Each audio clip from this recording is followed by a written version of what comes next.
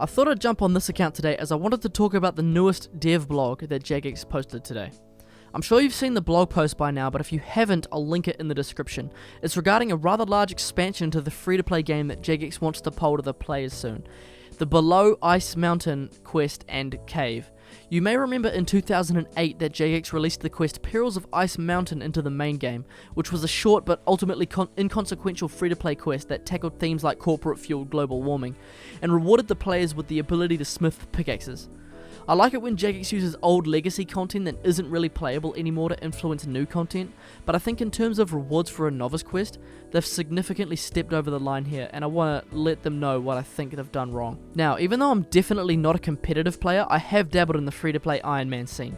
I've been playing it casually since 2015, and a couple of years after that I started noticing a really intense high-level scene developing. And even though I've never really tried to be a part of that, I did end up getting a smiley rank in World 385 back a couple of years ago, and I've got some stats that I'm quite proud of. I feel like I know enough about the free-to-play meta to give my thoughts on this issue, but since I'm also not really personally affected by this update that much, I haven't really played this account much since I started Gnomely. I feel like I straddle the fence just enough to give a non-biased opinion about the issue, and I want to talk about a few things that I think Jagex got right with the poll blog, and a few things that I think they got wrong with it. New players deserve a fun and interesting free-to-play experience when they first try old-school RuneScape, no doubt, just like we did back in the day, so I'm definitely not against new content, but the paradigm shift this will cause really does justify the commotion it's caused in the community. I'm certainly sympathetic to the existing free-to-play community because it's really shaken up what's happening for them. One big appeal that I know a lot of high-level players like free-to-play for is that the game's meta does not constantly change like the members one does. A lot of well-loved training methods are about to be made redundant by this update, effectively killing a lot of what made me at least enjoy the game mode. These changes mostly affect the Iron Man mode as opposed to the main account meta, which won't really see much change here, but the Iron Man community is still big, and through the free-to-play wiki, all accounts compete with each other directly through the EHP system, so it's still going to cause upset among the whole community regardless. If you don't know what EHP is, it stands for Effective Hours Played. What it means is all accounts compete with hours played rather than XP on their screen. So, what the free-to-play wiki has done is gone and tested the best skilling methods for each skill, and they've taken that hourly value and rated it as EHP based on the account type that you're playing on. Free-to-play main accounts, for example, might have 20k XP an hour be the EHP in one skill because they have access to the Grand Exchange and can trade and can do that method long term. So for every 20k XP they earn in that skill, no matter how long it takes them, they'll get one EHP on the high scores. However, free Iron Man accounts might have a different EHP for the same skill because they can't trade. So their EHP for the same skill might be 5k, for example. So they'll only have to get 5k experience to get one EHP, but it should take them just as long as it does for a main account. Because of this, it allows all account types to compete evenly on the high scores, so you don't have to worry about falling behind main accounts because you're an Iron Man. It's actually quite effective at ranking people like that, but it's not everyone loves it, but anyway, that's a whole different story. I'll start by quickly addressing the proposed update and what Jagex intend on polling. The first poll question is for the new free-to-play novice quest Below Ice Mountain. The quest itself seems inconsequential enough. You help an archaeologist reunite her old team to break into a sealed-off underground ruin, featuring a handful of enigmatic characters and an apparent plot twist at the end. Lore-wise, I actually quite like this prospect. There's a lot of backstory to Ice Mountain, including that it used to be a Zerosian fortress in the God Wars known as Lasar, and also houses the ruins of Kamdazal, which was once the living place of Enkamdo dwarves. If Jagex explores both of these pieces of backstory in an interesting way, I feel like this could be a great opportunity to expand the lore and make a fun quest out of it. The second poll question, however, isn't being as well received, and that's the religious offerings skilling activity.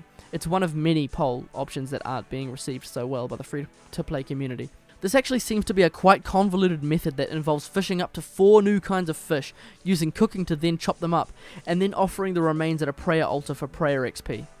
Now you may be wondering what the issue is here. Free prayer XP sounds great, and Iron Men already have to train fishing and cooking simultaneously, so what's the issue? Well, one issue that I can think of is that this will all but kill the Boneyard method. Prayer is a tough skill on this game mode. and this new method is not only going to seriously devalue the incredible effort that these guys have put in to be at the top of these high scores, but it's also going to cheapen what it means for anybody to have a high prayer level on one of these accounts after this in the future. However, for every part of this update that we're critiquing, you have to view it through the lens of a brand new player as well. Prayer is an alienatingly tough skill to level for a fresh player. There's literally nothing besides burying the odd bones here or there, and I think a lot of players won't bother unless they're killing giants. From the first few minutes off Tutorial Island, the way your prayer trains does not change from 1 to 99, so having some actual content around the skill to grasp onto would make it more engaging and feel like it was worth leveling. You don't really unlock anything to write home about until level 25 anyway, protect item of course, and back in 07 that took me months. I don't believe most new players would have the attention span for something like this nowadays, what with the unlimited amount of entertainment in your palm at all times. So while I would welcome something exciting to do with the prayer skill, this huge passive boost alongside 2 other skills feels like too much of a change to me. I don't feel like fishing your way to a high prayer level is sensible either.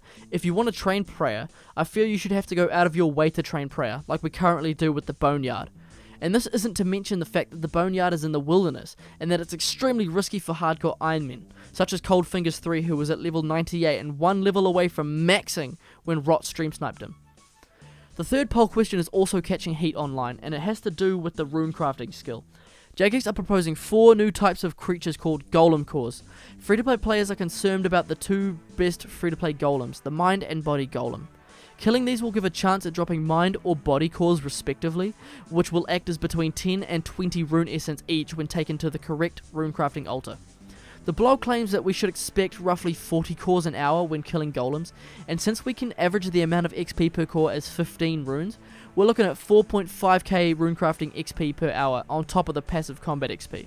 Now what I can tell you about this is that it will completely kill rune essence mining. There is no doubt in my mind that if this update gets implemented, the final rune essence ever to be mined on a free account will be an hour before the update drops. All current combat training methods, clan wars ults, the stronghold of security, hill giants, whatever nostalgic method you like to do will become irrelevant, and you better make sure that all of your combat gets trained at these golems from now on so you can level up your rune crafting while you do it. Don't worry about the prayer XP you'll be missing out on, you get that from fishing now. Rune essence mining might be a drag, but it's one of the most nostalgic things in all of RuneScape's history, having of course been around since RS2's launch in 2004, and is something I really enjoy doing in my free time.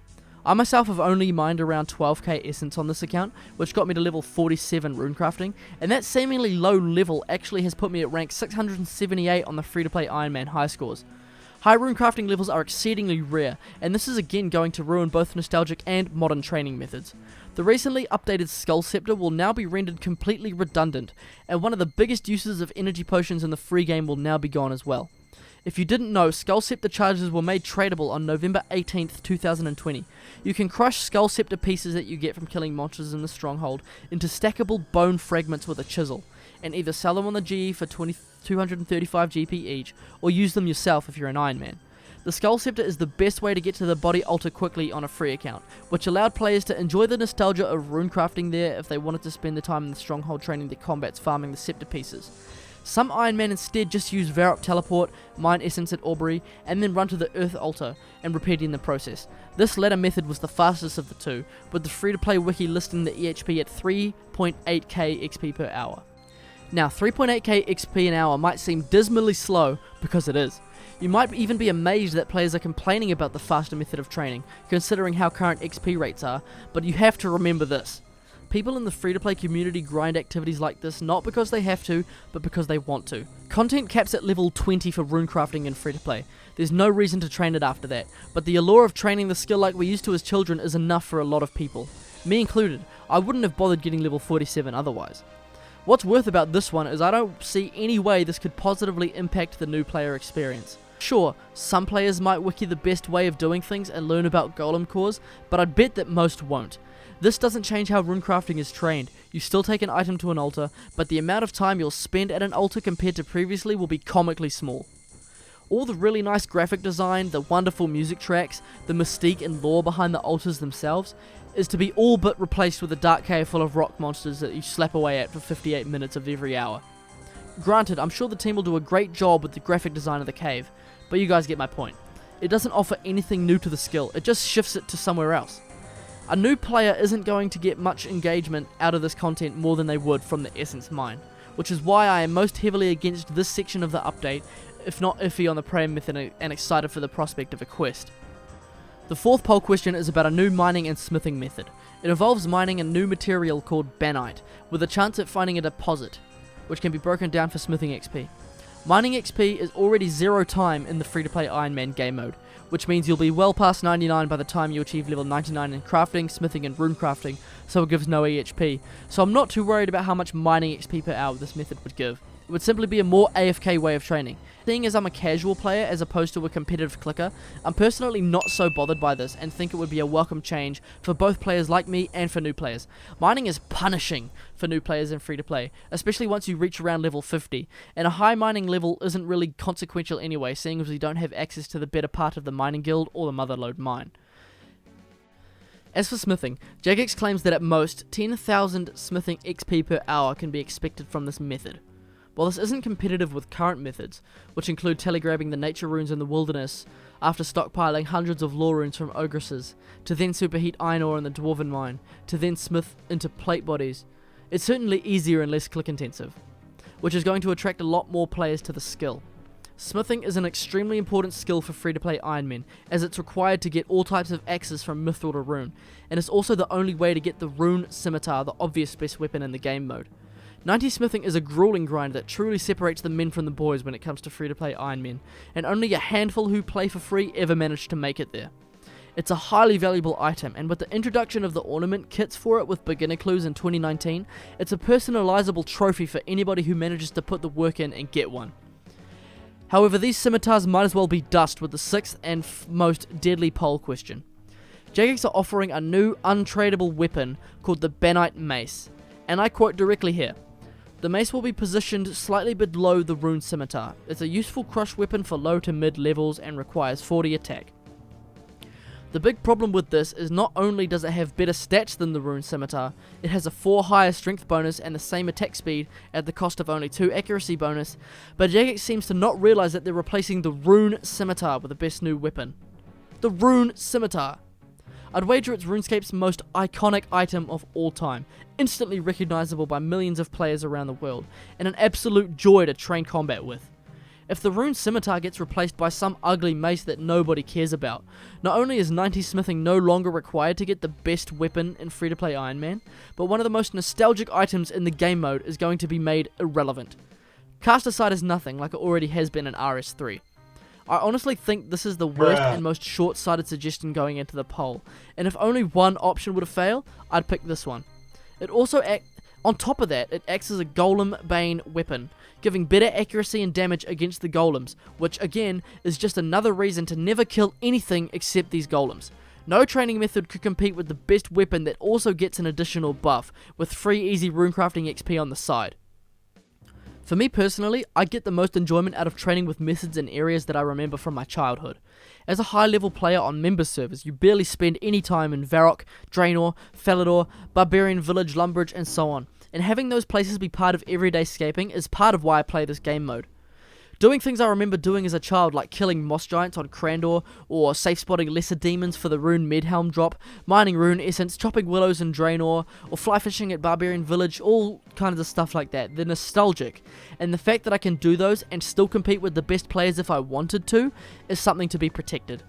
If all of these updates pass, the old school free-to-play Iron Man will barely leave the Ice Mountain Cave. There'd be no need. Mining, smithing, runecrafting, fishing, cooking, attack, strength, defense, ranged, prayer, magic, hit points, I think I said prayer twice, would all be trained there and nowhere else. That only leaves woodcutting, firemaking, and crafting. This update will throw the game mode into a complete imbalance, and I don't think it offers enough to new players to make up for it. What this update really needs is some balancing. I feel like moving the prayer method to its own activity would be a great start. I like the idea of golems being an interactive piece of content down in the cave too, but I don't think the Golem Cores should be a complete replacement for essence mining. I know that I play this game mode because I want to do nostalgic pieces of content like essence mining. New players are not going to become Iron Men on their first account, and they can just buy essence anyway. Rune essence is grindy, but new players are not really going to have to worry about it, so all it affects is the players who made Iron Men and enjoy doing that. I think that these golems should drop small amounts of noted essence at most, like Ankus and Minotaurs already do, and maybe some other new items that could help with essence mining, like perhaps untradeable teleports to the essence mine in small quantities. Aubrey has been casting the spell Senvinti or Distine Malenko for 17 years now, and I think scrolls that allow us to cast that on ourselves, again in limited quantities, would better enhance existing content, better than replacing it. However, the Banite Mace needs urgent addressing. I think the best way to solve this issue is to lower its stats significantly, and allow its strength against golems to make it be as useful as a rune scimitar against them and them only. This way you can train your combats with a rune scimitar if you like, without grounding out 90 smithings first, but you won't get the benefit of prayer XP and huge amounts of loot like ogresses offer. It would be for combat XP specifically, especially with the removed cores drops from the golems, and I think that it could find its niche in the game mode. How it is offered right now is completely overpowered and will overtake the meta almost entirely. And that's all I really have to say. I would like to reiterate that I am excited about the prospect of a new quest. I love and always have loved quests, and a chance to explore Ice Mountain's lore is always welcome to me. However, I just think the way that they've offered these rewards is game-breaking to the free-to-play Iron Man meta. And I know the biggest problem here is that not enough people give a shit about the free-to-play Iron Man meta to care, and they're just going to vote yes so they can do it on their members' worlds. But I'm really hoping that Jagex takes some of the free-to-play feedback to heart about this one, because there's a lot of bad stuff that's going to happen to the meta if this comes out. Ogresses already threw the balance off in December 2017 when they got released enough. That kind of ruined the whole old-school RuneScape feel of the game mode for a lot of players, because all you do now is camp ogresses. So another update like that could be like tremendously bad for the nostalgic feeling of the community. I know that it's aiming at new players, to try to add excitement to the game and have something fun to do and new methods for training skills, because you need to spice up your game over the years to keep people playing. Obviously, if this game had had no updates since 2013, no one would be playing it now. But the point is, I think that a lot of change needs to happen before this update comes out. I really don't want them to ruin this game mode, because it means so much to me and so much to a lot of other players as well. I really hope that Jagex hears this, and that's all I really have to say. Thanks for watching.